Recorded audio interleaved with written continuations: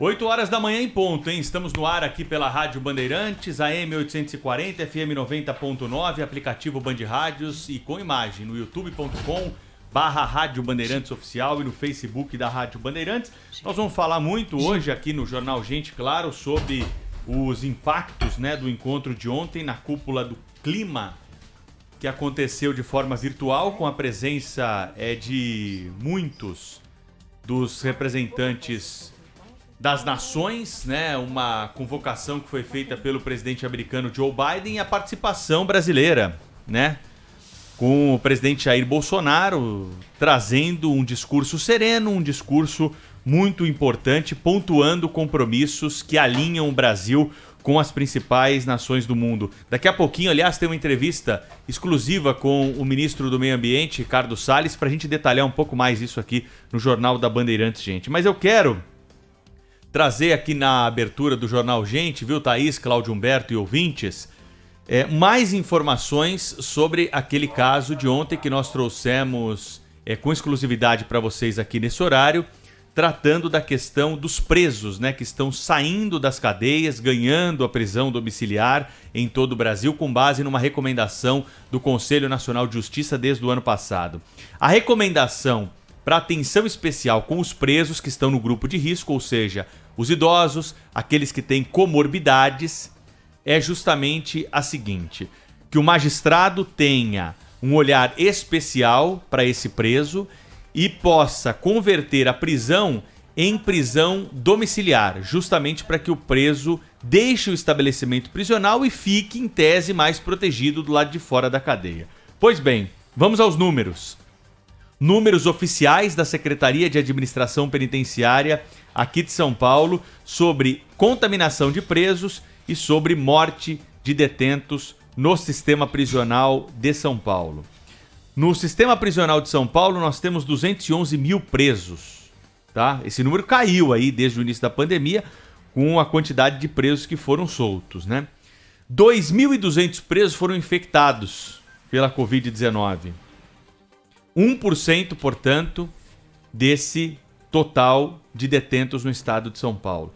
44 presos morreram dentro da cadeia porque contraíram Covid, não conseguiram se recuperar e vieram, então, a falecer. O que representa um percentual bem abaixo daquele que nós temos do lado de fora. 0,02% dos presos de São Paulo morreram dentro da cadeia nesse mais de um ano de pandemia. Se a gente pegar os números agora aqui do lado de fora das cadeias, nós temos 45 milhões de habitantes mais ou menos no estado de São Paulo. 90 mil pessoas, também um número aproximado, que perderam a vida para a Covid nesse um ano e um mês de pandemia, né? Nesse levantamento que está sendo feito aí pela Secretaria Estadual da Saúde.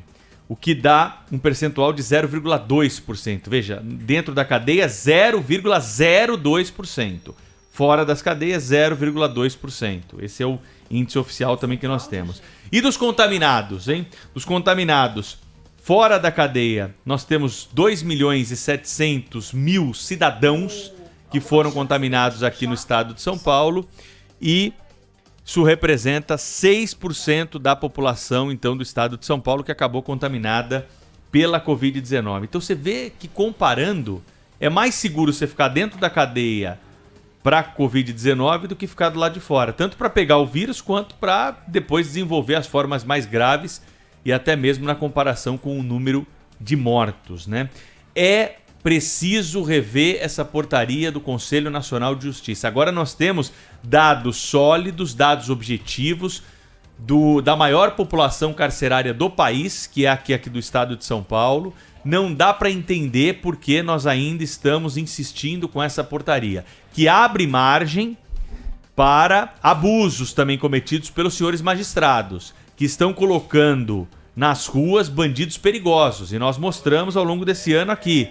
São muitos casos. Tem contrabandista, tem assassino, tem latrocida, tem homicida, tem traficante de drogas, tem integrante do crime organizado que está ganhando as ruas com base nessa recomendação, que deveria valer, na teoria, apenas para quem é do grupo de risco, para quem cometeu crime sem violência e sem grave ameaça. Mas isso foi esticado, né? Isso foi esticado, esse entendimento, e o que nós temos na realidade, meus amigos, é uma oportunidade de ouro, né? Para esses criminosos ganharem as ruas pelas vias aparentemente legais, porque o advogado ingressa com habeas corpus, alega ali que o sujeito tem rinite, tem asma, não prova nada, e muitas vezes o bandido volta, né, a atuar aqui do lado de fora. Isso está diretamente ligado à vida de todos nós. Quando você, ouvinte, que está aí no carro,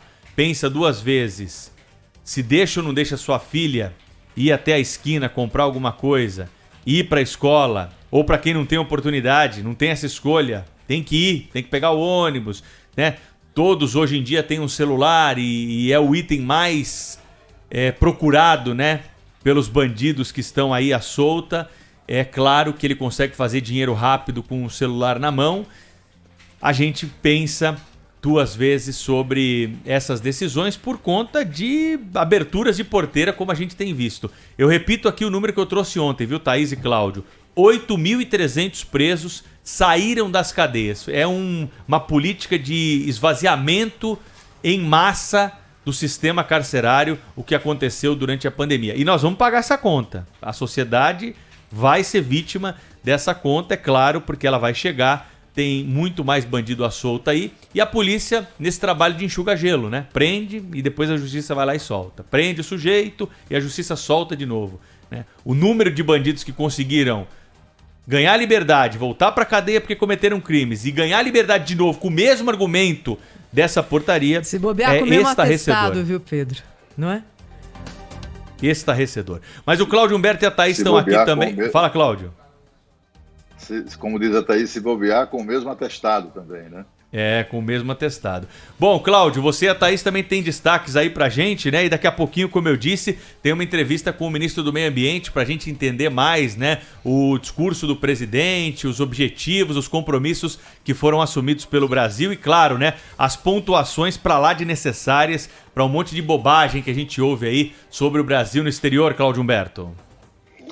Exatamente. Muito bom dia, Pedro Campos. Bom dia, Thaís Freitas. Bom dia, Brasil. Exatamente.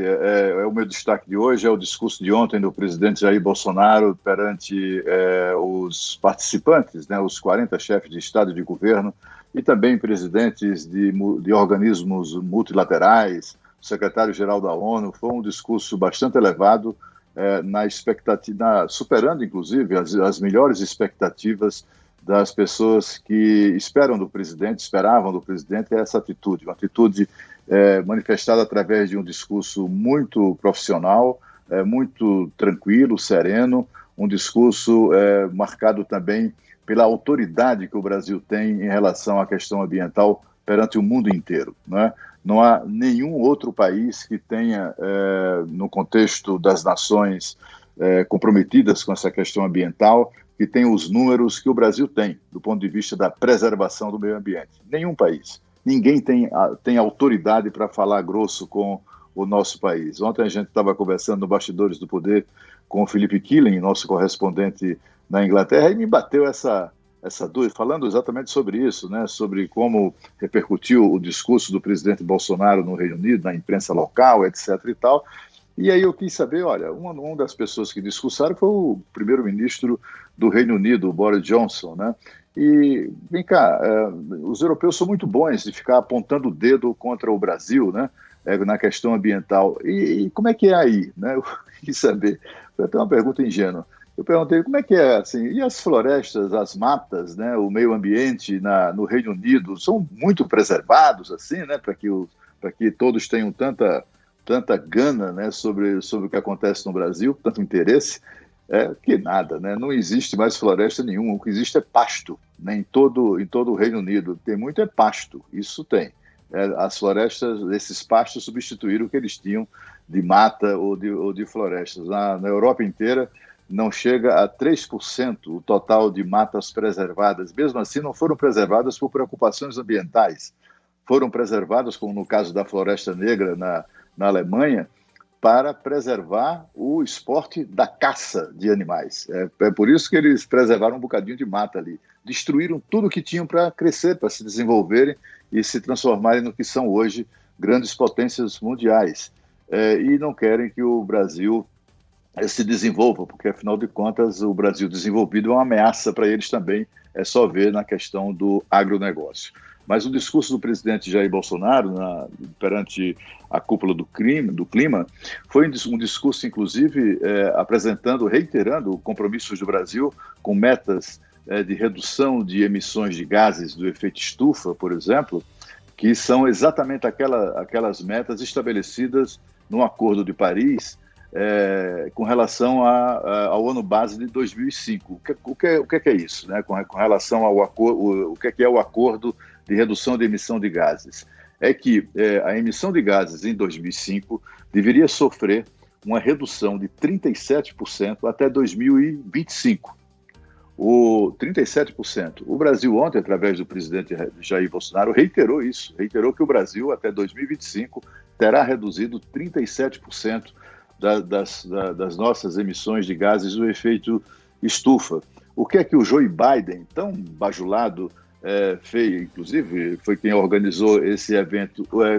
No discurso dele, o Joe Biden se compromete apenas com a redução de 28%. Estamos falando do presidente dos Estados Unidos, tão crítico do seu antecessor com relação à questão ambiental. Por que ele não corajosamente, ele também não assumiu o compromisso de honrar aquele tratado, aquele acordo de Paris que foi assinado por 195 países, inclusive os Estados Unidos, o Brasil, etc. O Brasil reiterou, vai sim reduzir os 37%.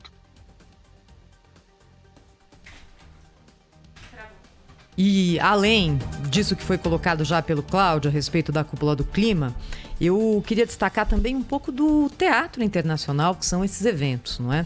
Porque nós tivemos ali numa passagem, em 3 minutos para cada um, dezenas de chefes de Estado e cada um deles se comprometendo com uma determinada meta.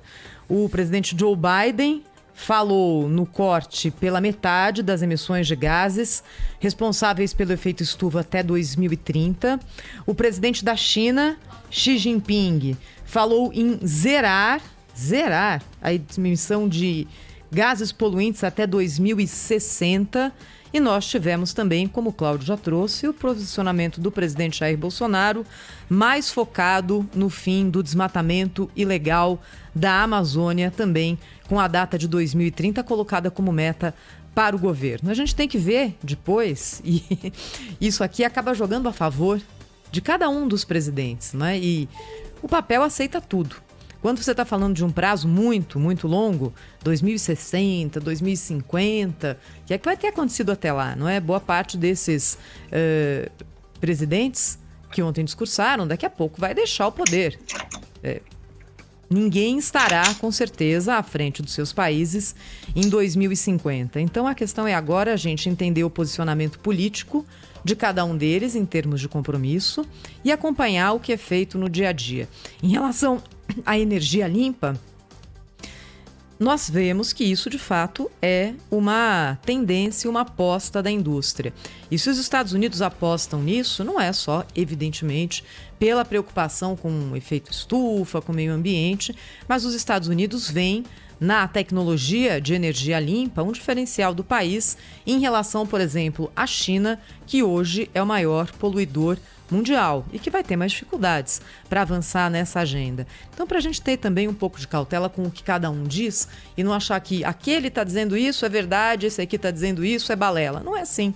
Todo mundo participou desse teatro ali em condições quase que de igualdade em termos de pretensão. Muita gente falou muito, nem tudo vai poder ser entregue e agora cabe a nós aqui entendermos quais são as possibilidades reais de que cada um dos países entregue aquilo que colocou como meta na pré-reunião de clima que foi realizada ontem, organizada pelo presidente dos Estados Unidos, que, claro, né, fez isso também para sair como grande ator, o grande astro ali dessa organização. 8h15, será que o Cláudio está de volta aqui com a gente, Pedro? Tô de volta. Oi? Estamos ouvindo, Cláudio. Eu não sei se onde foi. Eu estava aqui falando pelos cotovelos, depois descobri que eu estava fora do ar. dificuldade de comunicação que eu estou enfrentando desde segunda-feira. Você estava falando, comunicações brasileiras. estava falando quando caiu, Cláudio, das metas que foram trazidas pelo presidente dos Estados Unidos. Aí deu uma picotada no sinal aí. Só para explicar que é o seguinte, o Acordo de Paris, né, prevê que os signatários foram 195 países, né, se comprometiam em reduzir em 37% as emissões de gases verificadas em 2005, esses 37% até 2025. Ontem, o presidente Jair Bolsonaro reiterou esse compromisso do Brasil com o Acordo de Paris, né? Muita gente, inclusive, de maneira mentirosa, vinha dizendo que o Brasil estava saindo do Acordo de Paris. Tudo mentira. Mas, enquanto isso, o presidente Joe Biden só se comprometeu com 28%, embora os Estados Unidos sejam signatários desse Acordo de Paris. Agora, só para fechar esse assunto, né, além de destacar... Daqui a pouquinho o Cláudio Humberto vem com melhor condição aí de sinal para conversar com a gente, participar conosco aqui do Jornal Gente da Rádio Bandeirantes. Thaís, ouvinte nosso está mandando foto. Vou traduzir a foto aqui, ó. Um carro na frente dele, barraquinha ali na frente, aquela tenda montada. Ele está no Memorial da América Latina. Está na fila, pequena, segundo ele, para tomar a vacina. Para tomar a vacina de Oxford AstraZeneca, que está sendo aplicada nos drive-thrus. Aliás, esse vai ser um dos assuntos do jornal hoje, né, Thaís? A gente vai abordar também, explicar para você o que está acontecendo aí na vacinação, por que tem gente que não tomou a segunda dose, se você está aí na fila para tomar a vacina. Hoje começa 64 anos em São Paulo, né? É mais um público aí que vai ser atendido. Se você está indo para tomar a primeira dose, você pode ir para o drive-thru. Então essa é a primeira notícia que a gente pode dar. Depois nós vamos destrinchar aqui o restante das notícias. Se você tem que tomar a segunda dose, aí a situação é diferente, viu, meu amigo? Você tem que ir no posto de saúde, saber se você tomou Coronavac, se você tomou Oxford AstraZeneca. Então, é tudo isso que a gente vai explicar por que agora nós temos novas regras. Porque antigamente o sujeito ia tomar a primeira, a segunda dose, ele podia ir em qualquer lugar. Agora não está sendo mais assim em São Paulo. Nós vamos explicar para você exatamente o porquê. E também vamos falar sobre o transporte público, hein?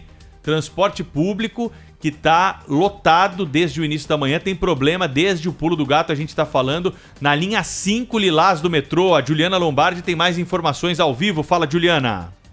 É isso mesmo, Pedro. A gente está relatando esse problema no metrô desde de manhã, durante o Pulo do Gato.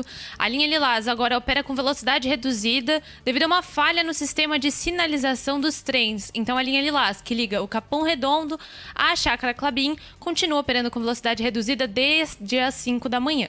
Olha só para quem está nos acompanhando pelo YouTube, a imagem do transporte público em São Paulo hoje, né? Aí nós precisamos cobrar aqui, Thaís, da concessionária, do secretário e de todos os responsáveis aí pelo metrô, porque a linha 5 é uma linha concedida para iniciativa privada. No mundo todo, deve ter uma alternativa em algum lugar onde há aglomeração no transporte público. Quebrou o metrô, tudo bem, a gente entende que falhas acontecem. Não pode acontecer todo dia, mas falhas acontecem. Precisa ter uma estrutura para impedir que as pessoas fiquem aglomeradas, né, na plataforma. Porque senão nós vamos jogar no lixo parte do esforço que nós tivemos nas últimas semanas. Comércio fechado, restaurante fechado, restrição, escola fechada. Pra quê? Pra depois a gente assistir uma cena como essa? Cadê uma força-tarefa? Cadê uma ação emergencial no momento que a cidade precisa para evitar o acúmulo de pessoas? É o ambiente mais propício para a circulação do vírus. Não dá para fazer uma barreira na porta ali da estação.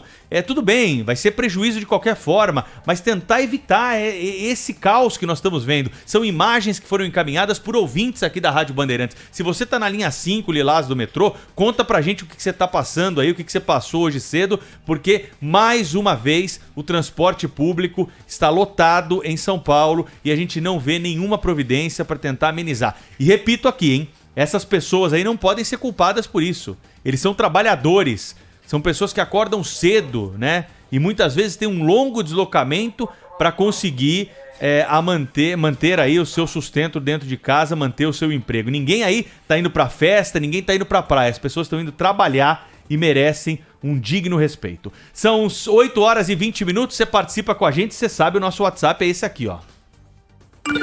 11 999 048756. Rede Bandeirantes de Rádio.